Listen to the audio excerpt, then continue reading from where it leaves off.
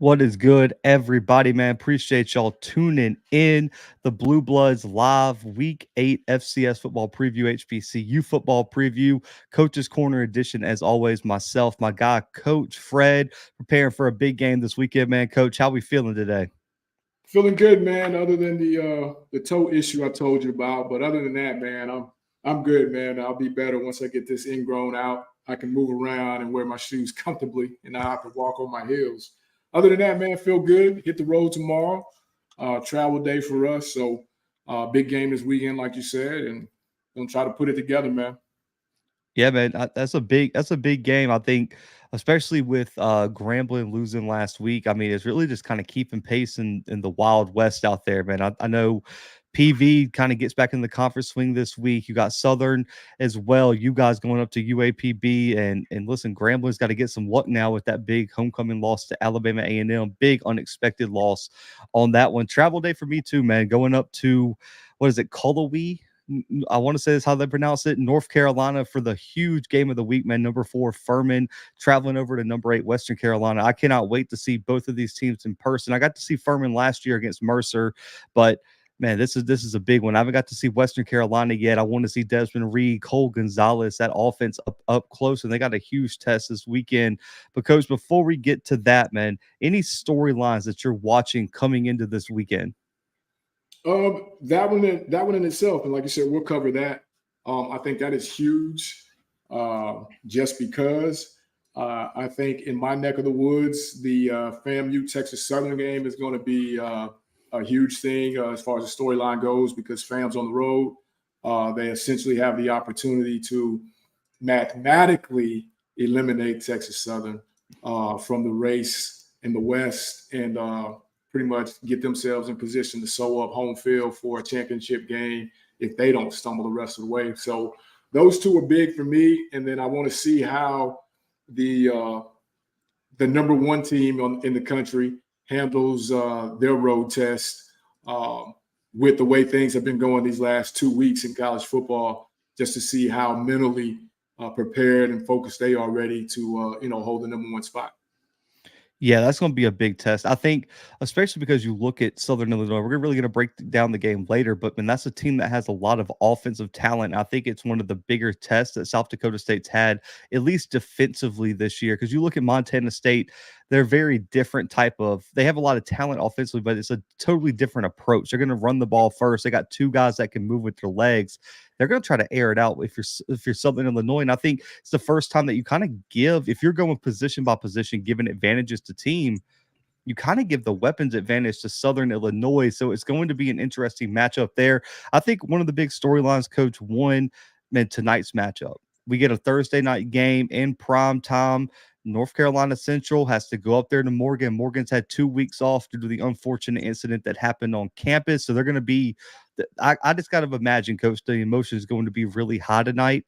And that team's ready to come out there and kind of get everything off their mind, get that energy out. I think that's going to be a huge game. And then also the Jerry Rice Award watch list got dropped this week as well. Just the first edition of it. And I thought there were some interesting options on there. I think, Eli Gilman, Montana running backs, kind of taking the early lead for me. Quincy Craig for Portland State. But Coach, it's been a long time. I know the award's called the Jerry Rice Award, but I don't think Valley's ever had someone actually win this award. And Tajarian Williams, representing the SWAC, is one of the quarterbacks selected. I think it's cool that, the SWAC got someone on there, because if I want to say, I'm looking here, he's the only guy from the SWAC on the list right now. Yeah. And hats off to him. And, we'll just kind of sit it there. I think that's a good look right now. That's a good look right now. And then, of course, man, we got some big-time wide receivers. I know that gets you excited. We've talked about VJ Wilkins from Campbell a little bit on the show, but a guy that's slowly rising up the ranks is one of my favorite wide receivers to watch, Zach Mitchell from Southern Utah. The kid is electric. He came into the year kind of overshadowed. I mean, he has a teammate that was a borderline All-American, and he's come out here as a redshirt freshman and just set the world on fire. I've heard his coach talk a little bit about him, and that's a kid that I'm keeping a strong look at. But I do understand, let's just be honest, because it's tough for wide receivers to win anything, which is why we have our own wide receiver award. But I think the good thing is with the Jerry Rice Award, if the quarterback's an upperclassman, he doesn't take any votes away from the wide receiver. I think the Jerry Rice Award is the most winnable award for a wide receiver.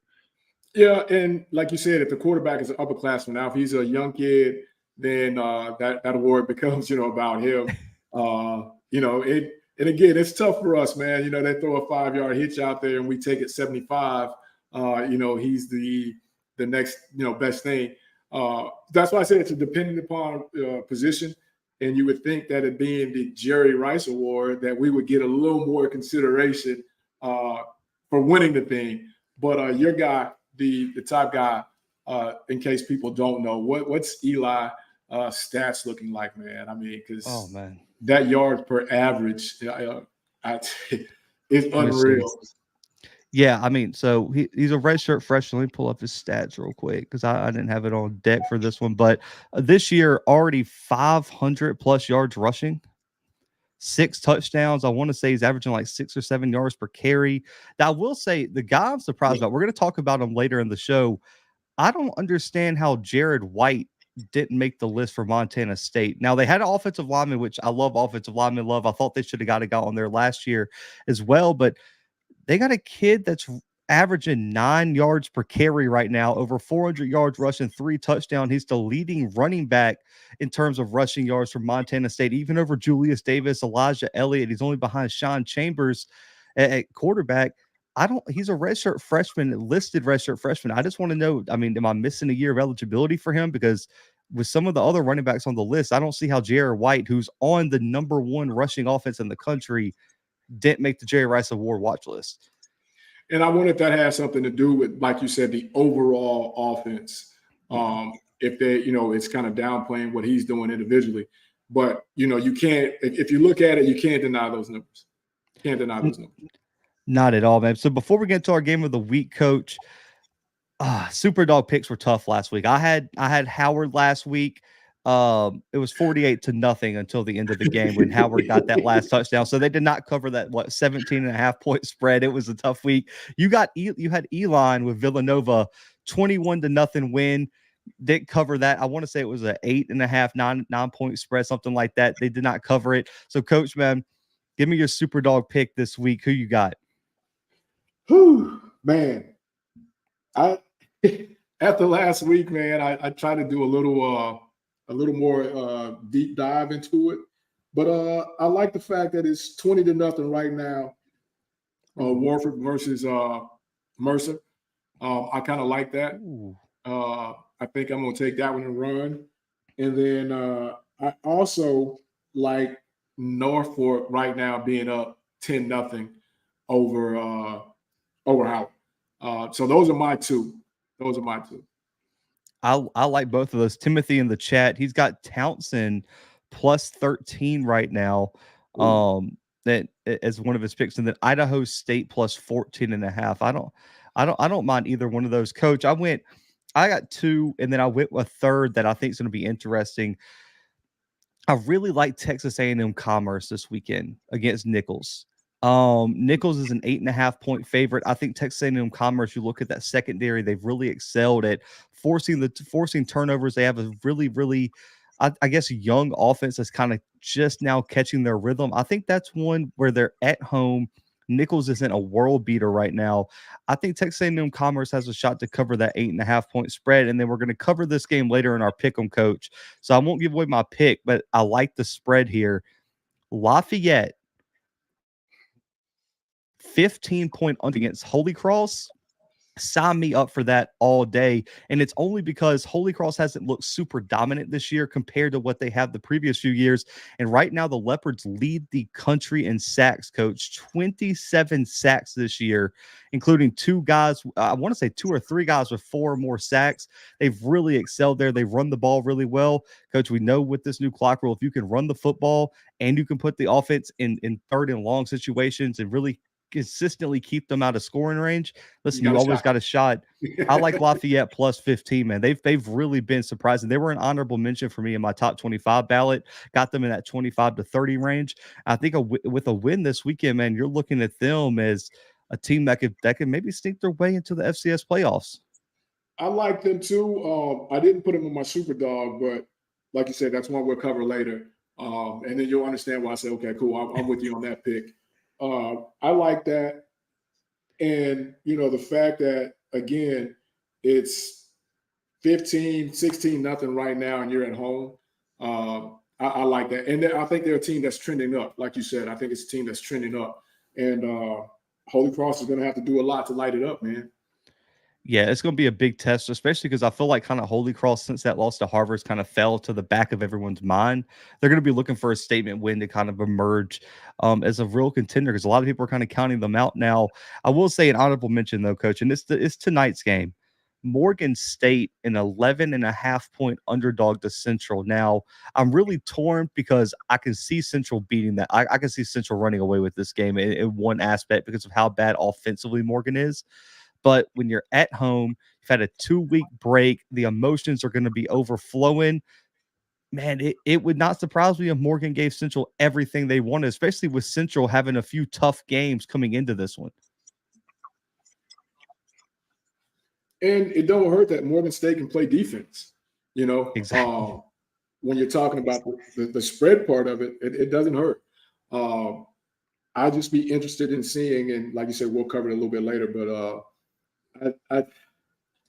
that was another one, man. That's kind of you feel like 50-50. good if you take it. You feel good if you take it, but then if it doesn't happen, you're like, okay, cool. Oh, Timothy said bet MGM has it at 14.5. I would probably take the points on that one. I'm taking that. Yeah. If it's 15-0 right now at home with how that team's going to be playing inspired, I'm taking that. I'm taking 14.5. 11.5 was kind of like 50-50 for me, but 14.5 is a surefire take. But Coach, shifting to our game of the week here, man. Number 8 Western Carolina hosting number 4 Ferman, probably one of the biggest games of the year, definitely probably the biggest SoCon game of the year. Western Carolina coming off a bye week this week. Listen, Desmond Reed listed on the 2 deep as the starting running back, should be good to go.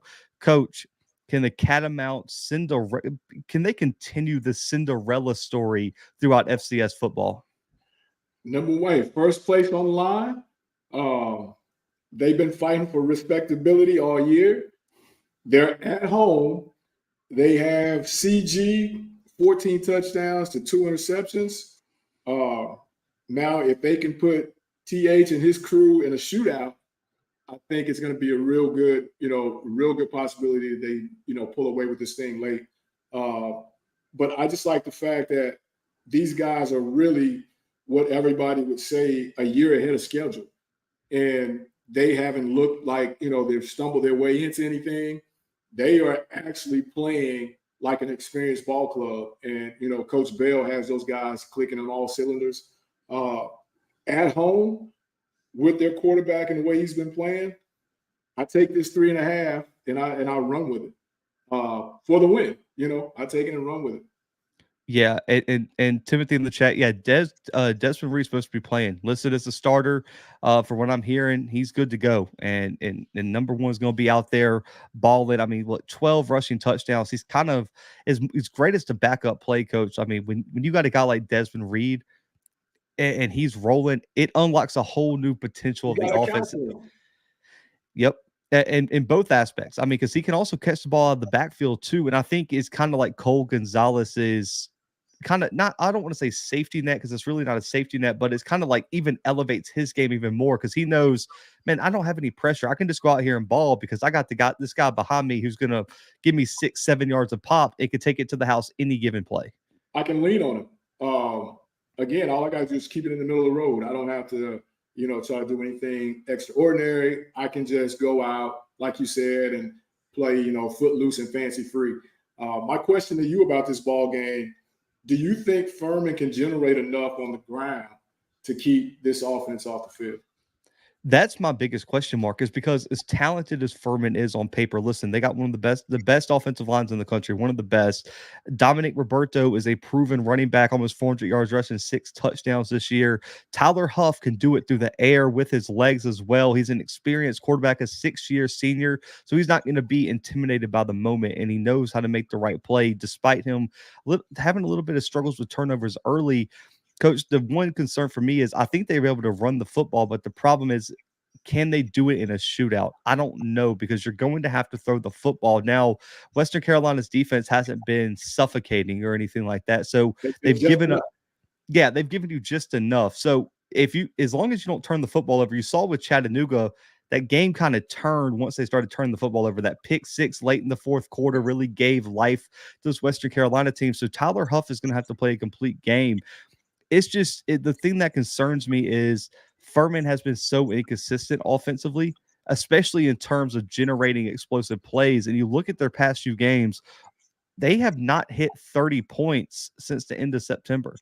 They've only really topped that 30-point mark in early in the season, but 27 points against Sanford, not the best defense in the country. The Citadel holds them to 28. You're going to have to, I think they're going to have to score a minimum of 35 points to even have a chance to win this game. And on the road with a team that had a week off to rest and really kind of prepare for Ferman, that's what gives me concern. Is just, I just don't know if Ferman's explosive enough offensively. But the thing that keeps them in it for me is they got a quarterback that's done it. They got a quarterback that's played 6 years of college football and has played in big games and big moments and typically delivered. That's where you kind of, I think that's where you give Ferman the advantage. And also the line of scrimmage, man, they're big. And as good as Western Carolina has been on the offensive line, I think this is probably one of the bigger tests in terms of overall physicality that they face. I think Chat has a lot of guys who can go after the quarterback. They got the edge rushers. They got the playmakers. You look at Jay Person and some of those guys. I think this is the biggest physical test Western Carolina's faced. And so it'll be, I think the line of scrimmage matchup is going to be huge in this one. But I think, and again, I'm not in that room, but I think Western Carolina uses that against them. I think they get out on the edges. I think they put them in space and kind of go at it that way. The thing that kind of concerns me with Ferman is that TH has turned it over, and if they fall behind and he starts to press, what happens then? Because Western Carolina defense has done just enough, but they have been able to make the play when it's come to them.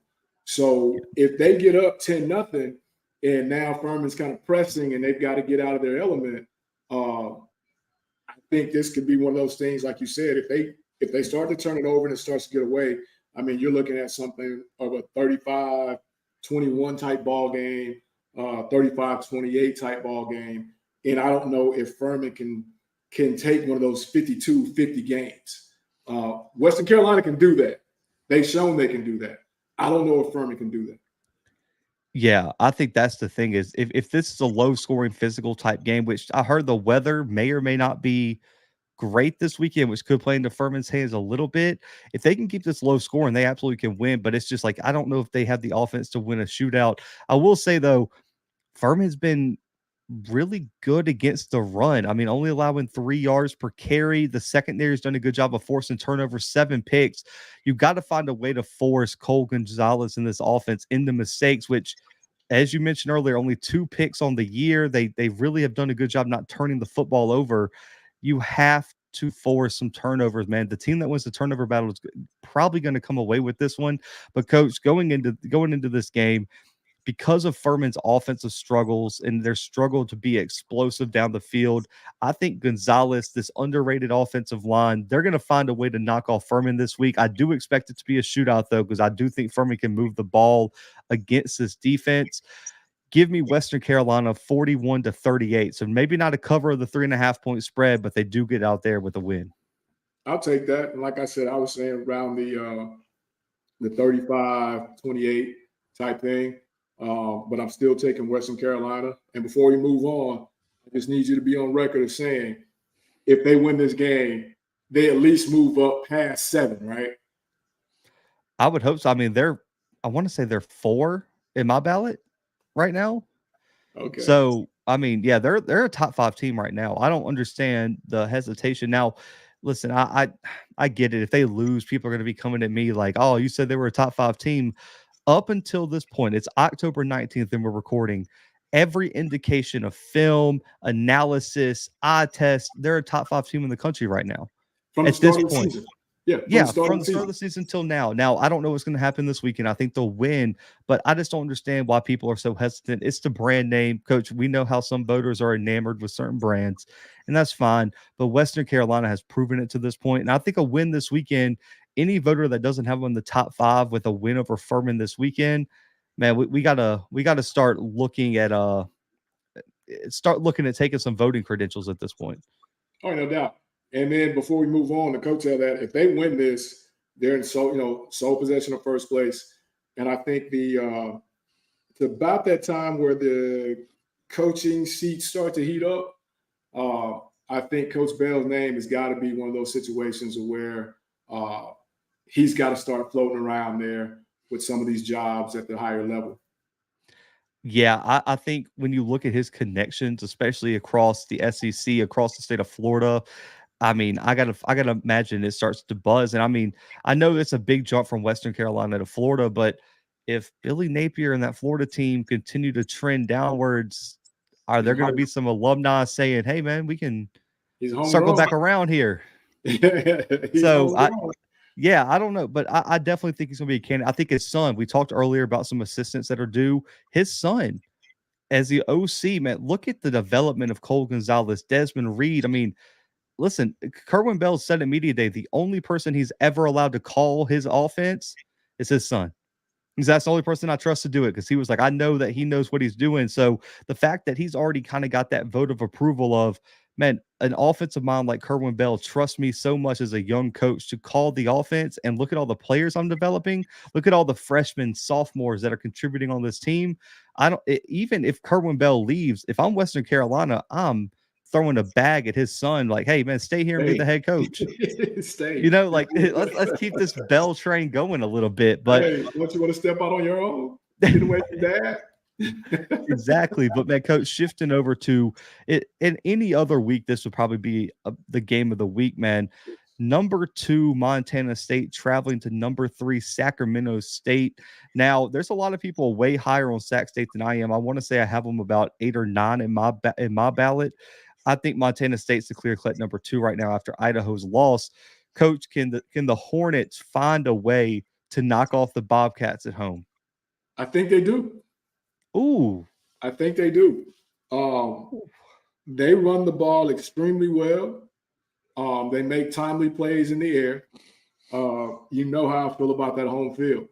And, this is one of those wins where they can make a true statement. And I think they will be focused enough to get it done just because I think they go up early and they're able to run it out late. So I'm going to go the other way with this, and I'm going to take the number 3 team in a tight one when we're talking something like 30-28 type thing. Wow. Okay, I was not expecting this. Man, this is a huge game. I don't think people understand, Coach. These teams have combined for an 18-1 conference record since 2021, have not played since 2019. I agree with you here. I think Sac State, I know they've had a lot of criticism because they've kind of quote unquote struggled with overmatched teams, but at the end of the day, man, they're just finding ways to win games. Right.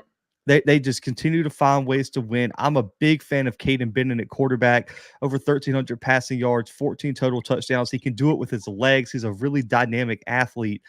The question becomes the defensive line for Sac State. How do they match up with Montana State's offensive line? When you look at Sac State, they rank top 15 in sacks. Jet Stanley, Lynch have both played really, really well on the defensive line.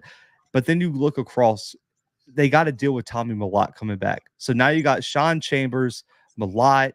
We talked about White at running back. You still got Julius Davis. I mean, there's just so many weapons you start naming off for Montana State. They're averaging 325 yards per game on the ground, Coach. Almost 8 yards per carry. Sac State, as good as of a total season that they've had defensively, the past few weeks have struggled to stop the run.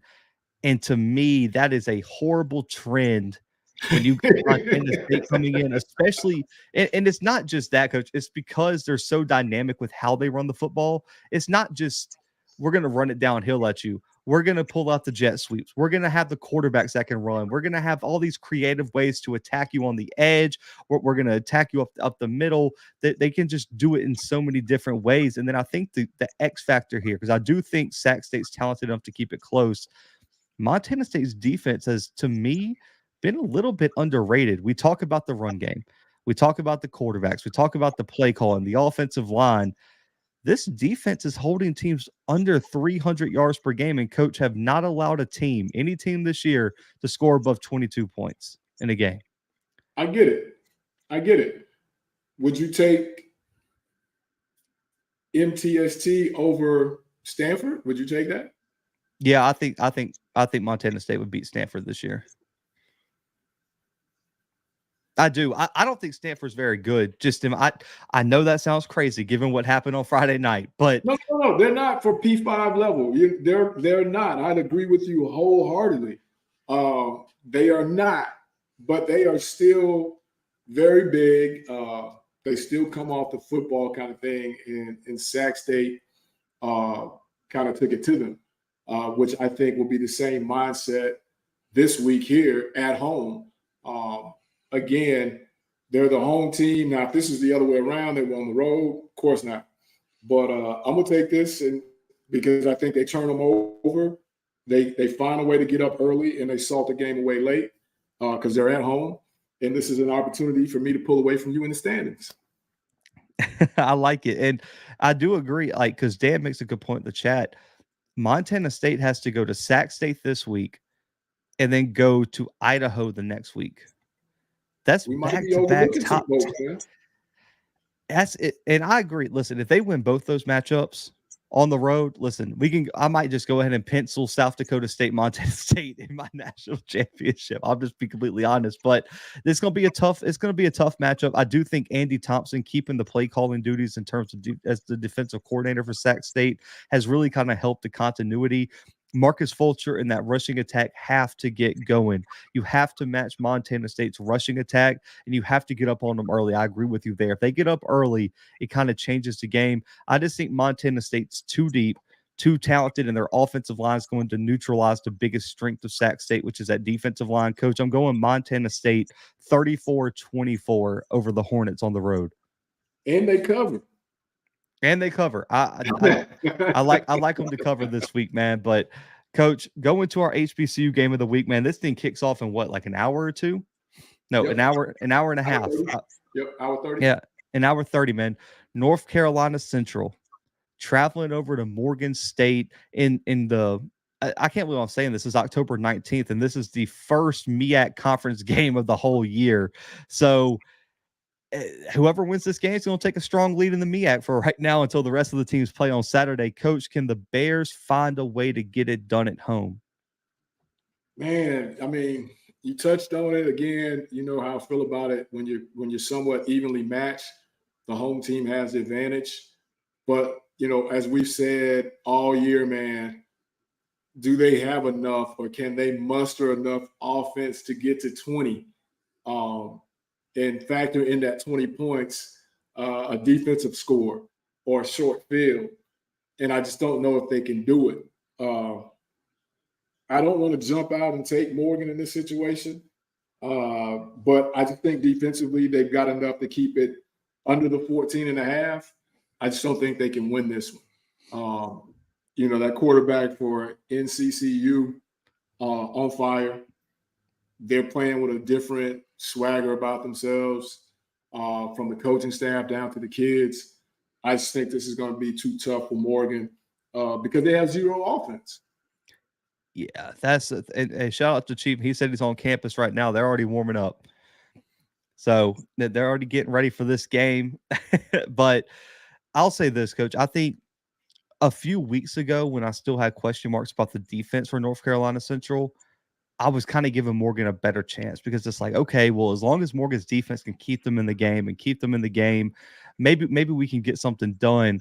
But, oh, man, the way that defensive line is playing right now for Central, Coach, I mean, really and truly. I mean, you look at Jaden Flanker, 6 tackles for loss, 4.5 sacks. Kendrick, 7 tackles for loss, 4.5 sacks. They're getting after the quarterback. They're generating negative plays. And then on top of that, in the secondary, Jason Chambers is having a ridiculous year in terms of, and just in terms of a cornerback. You look at Mookie Collier, 462, 6 touchdowns. You got Davius averaging over 6 yards per carry, plus he's been efficient through the air.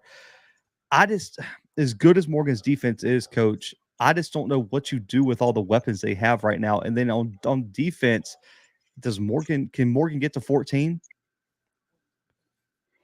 That's a question mark, isn't it? I mean, after what Central did to Campbell in the second half, after what they did to Elon, now Elon got shut out last week. I understand Villanova's a good team, though. Can they generate enough offense? I just don't know. I do think that early in the game, Morgan could keep it close because I think the defense won't be tired. But the question about it is if they got to be on the field for 41 minutes, Coach, which is a complete possibility with how inconsistent offensively they are, does that defense wear down eventually? And that's the thing that I'm saying happens. They've got enough defensively, I think, to keep it close. But three and out is not going to help you. And I just think that's the way that it's going to end up going. And I hate it, as I've hated it all year for this defense, because they are talented. They play ball. They run to the football. They play hard. But I just think by the time we get to the fourth quarter, they just don't have enough to finish it. And, the trigger puller for NCCU is an experienced dude. He knows what to do. They dropped this game last year.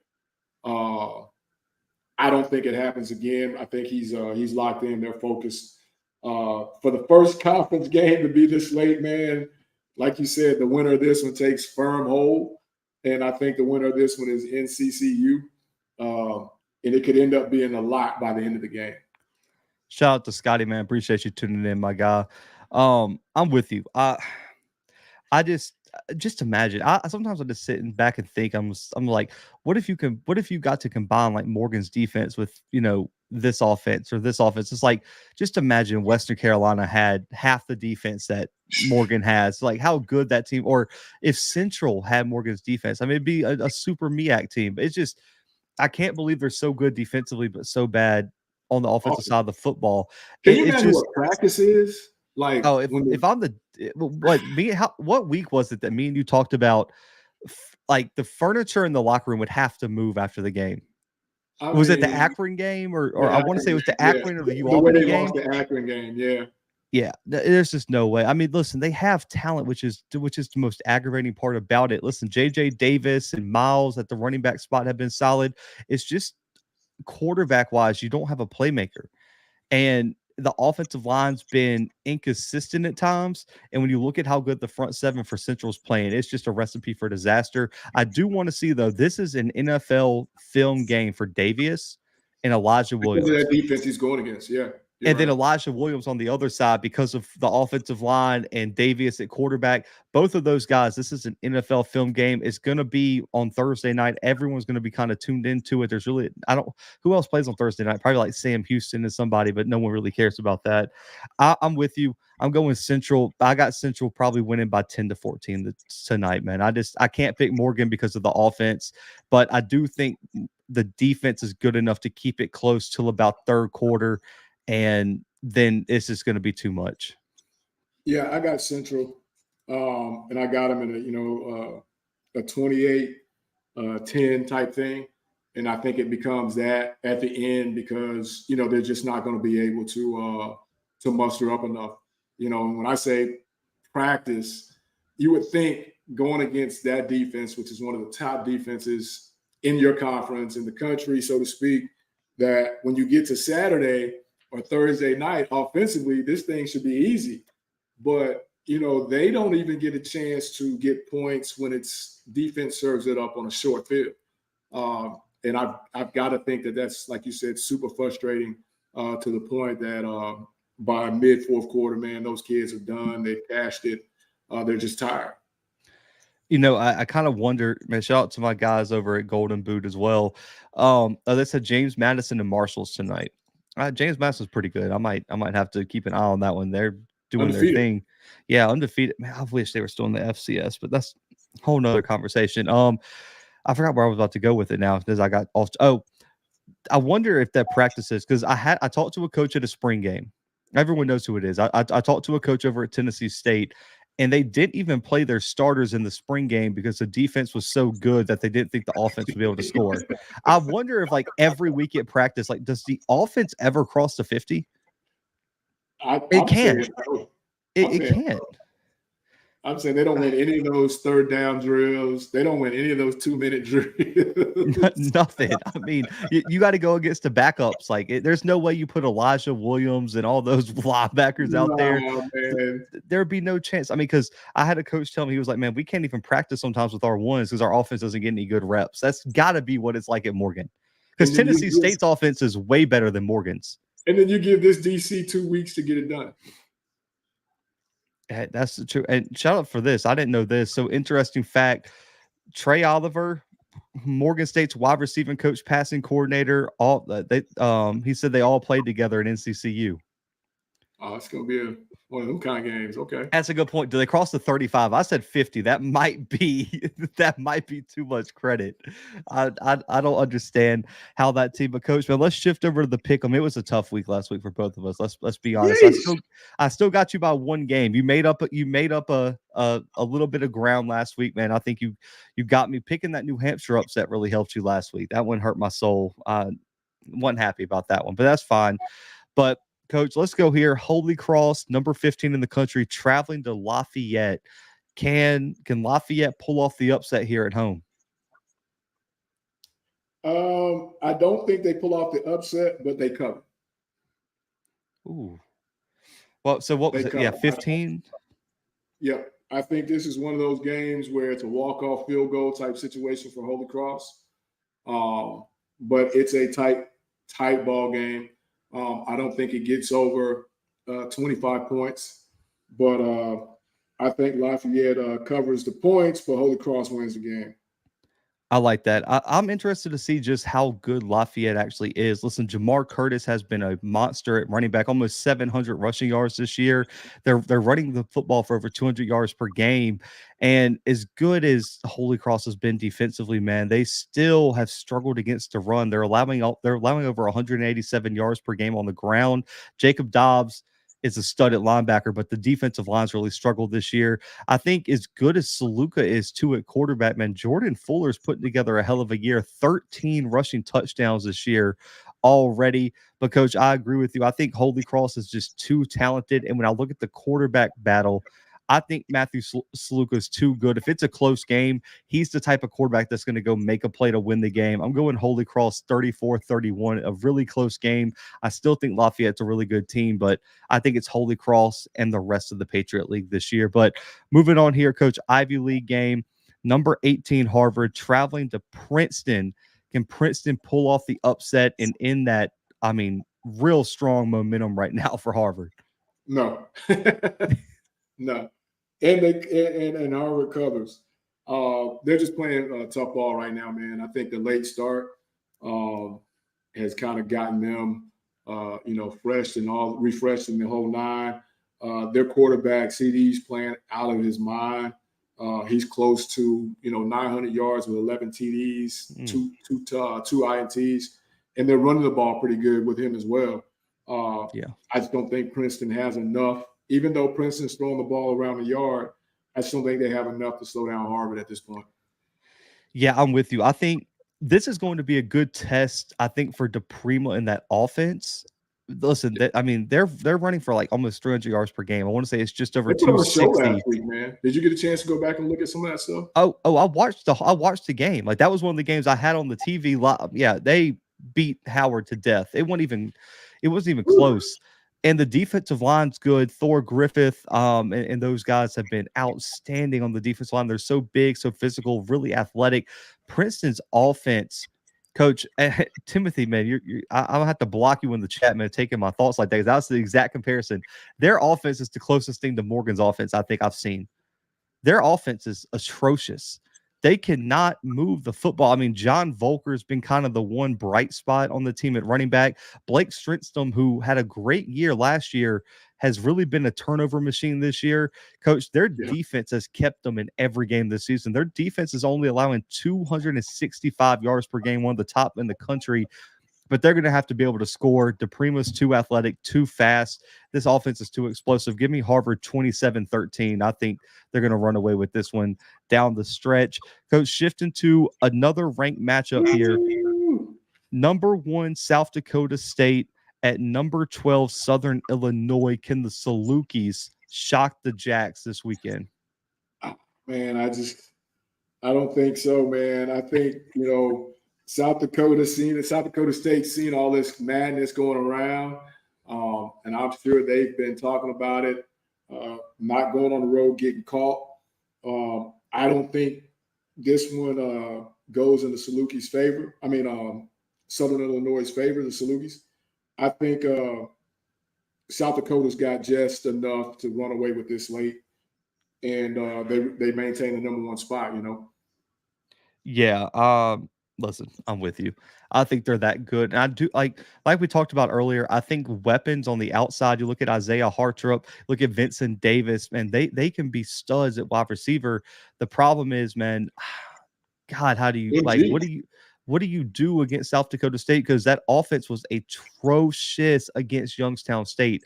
Youngstown State's front 7 ate Southern Illinois alive, and Southern Illinois struggled to stop the run game. And I guarantee, as good as Youngstown is, they don't have the offensive line or the running backs that South Dakota State has with Isaiah Davis, Amar Johnson, and Gronowski's playing out of his mind. Coach, 15 touchdowns, only 1 pick, almost 1,200 yards passing. He's so efficient. I think he's been the most efficient quarterback in the country, in my opinion. And the Jackrabbits, number 2 in total defense, Coach, only allowing 13 points per game.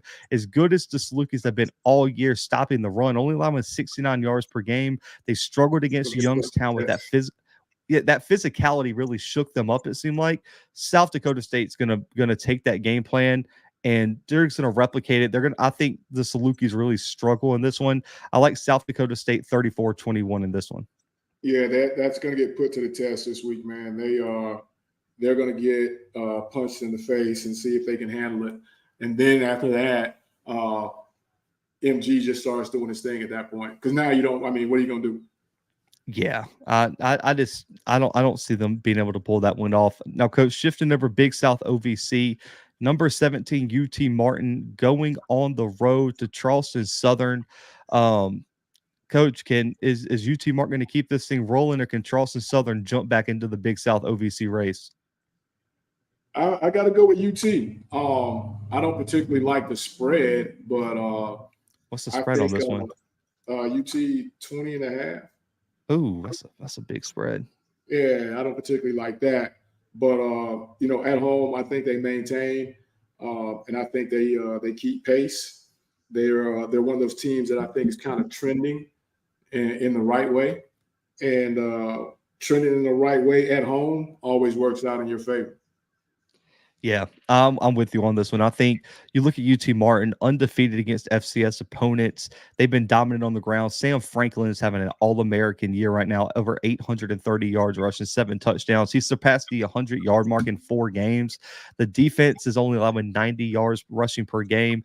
And as good as the freshman quarterback Osborne's been for Charleston Southern, the offense is just too up and down for me in this one. I like UT Martin 34-20 in this matchup. Coach, shifting to the SWAC game of the week, number 19 FAMU traveling to Texas Southern, which is just insane that this is probably the most interesting game of the week in the SWAC. Coach, do the Rattlers keep it rolling, or does Texas Southern just cause pure chaos in that SWAC East? Rattlers keep it rolling. Rattlers keep it rolling. Easy like that. I'm with you. Listen, I think I was on the ONG Strike Zone last night as a guest, man. Shout out to those guys for having me. I don't think the Rattlers have gotten enough credit for how good defensively this team's been. They're allowing less than 275 per game. Isaiah Major, Anthony Dunner having outrageous years. And I think because of how much Texas Southern's defense has struggled, allowing over 40 points per game in the first 6 games, I think this is a chance for Musa, that rushing attack, all these weapons, the Marcus Rileys, the Shareeds. This is a game. This should be a stat padding game for them. This should be a chance to get that offense on track. I will be interested to see, though, Coach, Jace Wilson. He's kind of seemed to find a little bit of rhythm at quarterback. We know what Ladarius Owens and those guys can do. Can Jace Wilson have a big game against a secondary that has only forced 1 pick this year? They've been really bad at forcing turnovers through the air. It could be interesting to see how Jace Wilson and this receiving core for Texas Southern perform against FAMU. But I got FAMU dominant win 38-14 over Texas Southern. The problem with what you said about J-Dub right there is what you said prior to that. The way FAM's defensive line has been dominating. Just insane. Gentle Hunt at the defensive tackle spot has been playing out of his mind, and I don't think enough people are giving him credit either. I know Dunn's the edge rusher. He gets all the shine because he's played amazing. I had to step up into that shadow because of Isaiah Land, but, man, that's Gentle Hunt at the 3. There's something, like, to me, Coach, because I understand because I was an O-lineman, to generate pressure, negative plays from the D tackle spot, that 1 to 3 tech is different. You got to be a different type of animal to generate negative plays from that spot. Yeah, because you're not on the edge where one side of you is free. I mean, you are covered both sides, inside and out, if you're the 3 or if you're the 1, the shade. And I think, the defense has been overshadowed because everybody's talking about what they say are the offensive woes of FAM. But, they're winning. I don't think they've scored less than 20 in any of those wins. I don't know what more you want. And your defense is balling quietly. Your defense is balling quietly. So, to me, I think J-Dub's got a real task ahead of him to try and keep pace with this offense. It's weird because I don't know. I'll let you answer this after I say it because I want to see because – well, you might be different because you're on the show with me, so you kind of have to pay attention. I really wonder if all the upsets last week in the SWAC really gave Willie Simmons all the locker room talk he needed. Like, listen, man, we better stay on our game because look at Grambling, look at Jackson, look at this team, that team, like all the upsets. I feel like that gave him all the it allowed that team to kind of get mentally locked in on their bye week.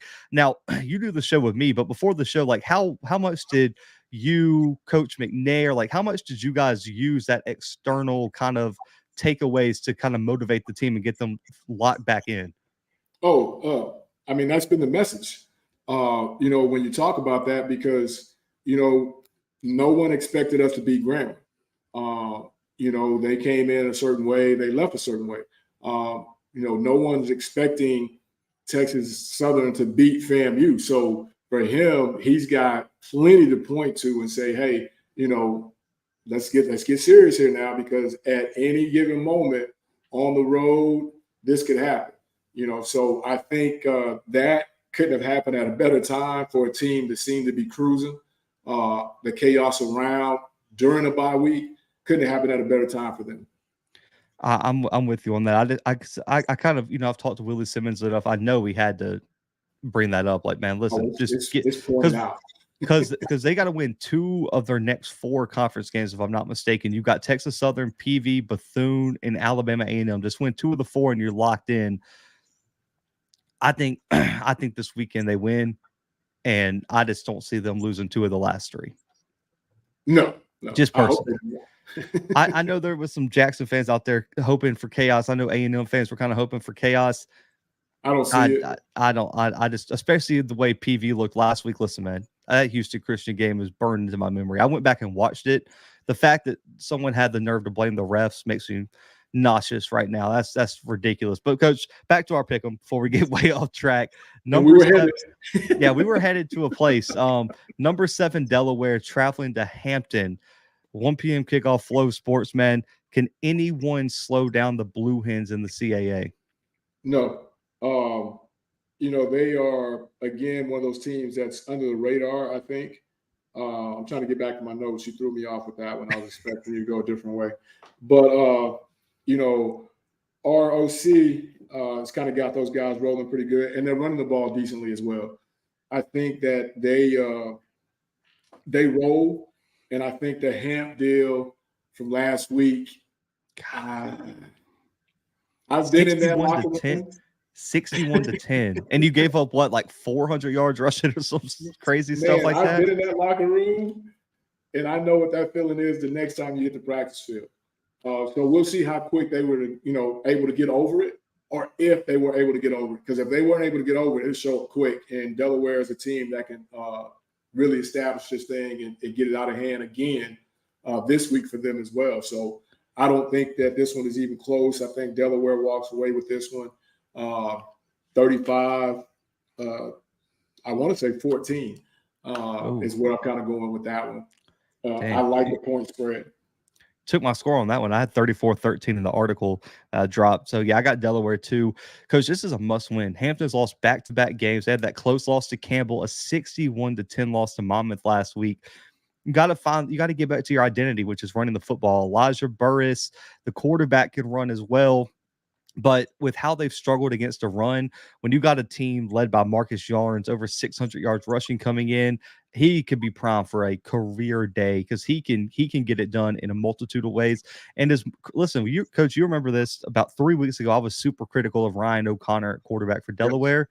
He's kind of quietly started to roll. I think despite that, and to Delaware's defense has been really good, man. 9 interceptions this year, Coach, allowing less than 200 yards per game through the air, less than 190. So I think Delaware finds a way to just roll through this one, 34-13. And, Coach, the final game, Weber State traveling to the red turf over there in Eastern Washington, probably an elimination game for the playoffs here. Coach, who gets it done this weekend in a crucial Big Sky matchup? I got to go with the home team, the red turf. I think they are the more desperate team just because. And, again, you're saying elimination game. They've got to be thinking the same thing. I just think that at this point, if Eastern Washington is supposed to be who they're supposed to be, it's definitely got to show up now. And I don't think they can afford any setbacks at home. So I'm taking them, even though they're only favored by half a point. I think crazy spread. I think being at home is at least worth one, but they get a half a point. I think they're pretty good here. I got to ask you, Coach, because I know that you guys have never had this exactly happen because it was a crazy comeback, 41-14 comeback win for Idaho State. What is the like? How do you get your guys?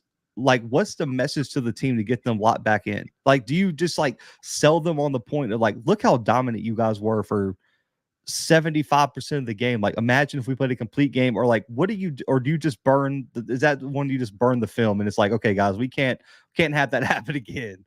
No, I think you point out, we were rolling for 3 quarters, and then you point out that specific moment where it all just turned. And this is what we've got to avoid. We've got to avoid this turnover.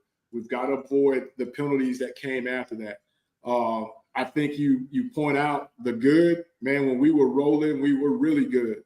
And when it went bad, I think you harp on that, and then you just got to go. The good, we're really good. The bad, this is what happens. They shouldn't have had any problem getting those guys back focused this week. And they probably still feel pretty good about themselves, even though they know that that's one that got away. So with a seasoned team, I think it's a lot easier. If this was a really young team, they could run into problems the rest of the way because, you never really get over that. But I think a veteran team, you get over that and you say, okay, it's not going to beat us again. It's not going to happen again. And I think this is one of those games where Easton shows up and gets it done. Because they got to. You have to. And also the good thing is, Eastern's offense got to feel good for they put up a bunch of points. It's not like the offense really, it was the defense just going, what happened there? But they're facing probably one of the worst offenses in the country. Weber State has been atrocious offensively. I want to say they're only going 260 per game right now. And they don't have a receiver like Idaho State had last week. No, they don't. They did last year, but and then also quarterback wise, man, they're Kylan Weiser, 2 touchdowns, 7 picks. And then the backup who's played a game is only completing 50% of his passes. No consistency from the quarterback. And then, Damon Bankston and Chris Jackson do their thing running the football, but you can't be one dimensional. I think this is a game where Visperus at quarterback has to have a big game for Eastern Washington. Efton Chisholm, that wide receiving core, this is a game for you guys to go eat. I agree. They're at home. I think the red turf gets it done again, man. Give me Eastern Washington in a low, I would say a kind of a low score, and I'll probably do 28-13, something like that.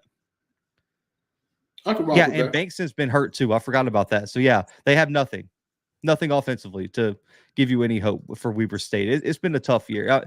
Offensively, it's been a really, really bad year, which is weird because they promoted Mental, who was the former OC last year. Yeah, so to the top spot. Yeah.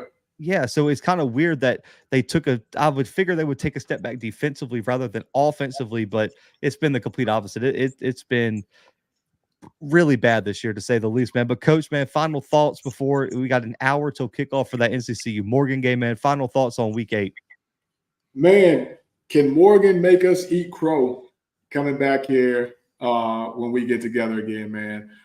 Can they find a way offensively to get to 17 to keep this thing interesting? I think if they can find a way to get to 17 and luck up on 21 points offensively, this might be one for the ages and shake up the MEAC from the start.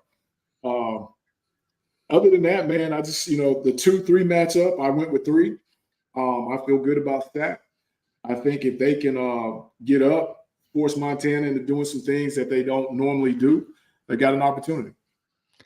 Oh man, I'll be honest. I have a hard time seeing that. I love Bennett at quarterback. It's just, man, I'm real high on Montana State right now. And I'll be honest, I got a lot of criticism last week because I came out and said in my top 25 article that it looks like, I know that Montana State played South Dakota State really close, but with how South Dakota State continues to get healthy, they continue to roll. I really don't think, I think it's them 1 and everybody else. Like Montana State's definitely 2, but I think there's a gap. I just think South Dakota State's that good right now, man. They haven't bought into any of the hype. You haven't seen them take a game off, and they're just murdering people. And if they go out there and do what I think they can do to Southern Illinois, man, that's a team that I'm praying that we're on the opposite side of the bracket, and the only chance I have to see them is in Frisco for the Natty. I don't want to see that team in blue. I don't want to see that blue jackrabbit anywhere near me if they go out there and beat Southern Illinois like I think they can this week. The message will be sent. You're right about that. The message will be sent. And then I think for them, it's them versus them. Yeah, I really think it's them versus them. Kind of like you said, you go back and you look at the stat lines and you look at everything. They haven't had that normal teams have, that one where they kind of come in, they know they're better. It takes them 3 quarters to wake up, and then they get out of a 28-24 type of ball game. This team hadn't done that yet. I think they are still feeling like they have something to prove, and that's a good thing. So I'm kind of like you on that deal, but I'm still looking for the Idaho matchup at some point. I really think that's going to happen next week. Well, no, not next week. Well, yeah, Montana State and Idaho next week. So I think that'll be a good test for Idaho to see kind of where they are. But yeah, that Idaho South Dakota State. The only thing that would worry me about that matchup is how physically dominant Montana was last week. God, it's like it's another level. You hope they kind of fixed that, and I think it was more just an intensity part. Me and you were talking during the game. I just think they weren't as there as Montana was for whatever reason. But then when they showed up, you could see that they actually showed up and they were playing 100 miles an hour. So hopefully, they've gotten that part fixed. But I'm still excited for that game. I got some merch that I'll be wearing for that game. So I'm excited about that deal. Coach, my last question, we'll roll out of here. You have a game, a 4 versus 8 game this week. You got a 2 versus 3. We talked about the Montana Idaho game last week. Listen, the North Dakota State, South Dakota State games coming up. There's a lot of big matchups coming down the pipeline in terms of top 10, top 15. As a coach, I know you guys have played in championships, you guys have played in celebration bowls, you've done it all. How do you keep your guys, I would say, locked in while also kind of getting the mindset of, guys, this also, like, as much as it's just the next game, it's also not just the next game. Like, we're going to have to play at this level to win this game compared to, in any given week, you might not play your A game, but you can get out with a win.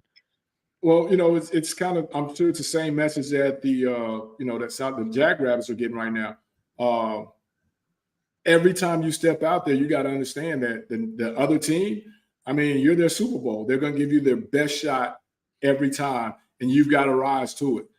Easier said than done, but I think, the message has to continue to be for us, we've been the standard for a while. And yes, I said we've been the standard for a while. I think that it's one of those deals in our conference that our game is circled no matter who it is. And our kids have come to understand that when you get off the bus, man, you got to play regardless of who it is. And I think, that's the mentality that you've got to have and that your kids have got to understand. It's got to be from the start. It ain't no warming up. People are trying to beat you. And, it's evident when we lose a game and they storm the field, that this was pretty important, man. Try to tell you guys, you are somebody, whether you want to believe it or not, that kind of thing. So that's the message that we continue to pump. And I'm sure that's what, South Dakota State is doing as well. Yeah, the reason I've asked that question is because HBCU Game Day did a good job. They were in the locker room with Chinnis Berry over at Benedict, kind of got some of his pregame stuff. Man, like, listen, the one was a good message, and it was just that 1-0 message that we kind of always get. But man, the way he fires up his team, and it's like, you never want your team to be too hyped going into a game because then you can overexert yourself and kind of get caught off guard.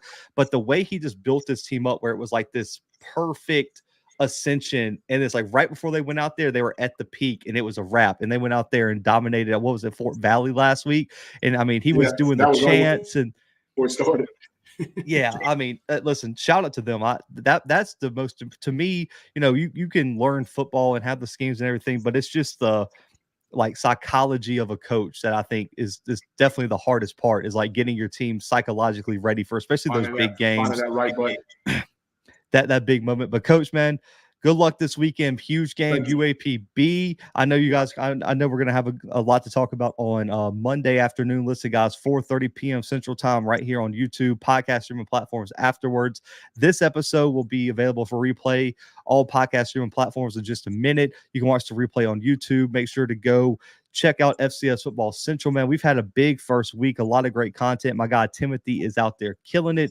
Had one of the biggest articles we've had probably since we launched even the Bluebloods, man. So shout out to my guy with this playoff article. We got predictions up there. Videos from this will be up there as clips. But guys, for Coach Fred, for myself, for the Bluebloods, FCS Football Central, man, we'll see y'all Monday. But for right now, we out.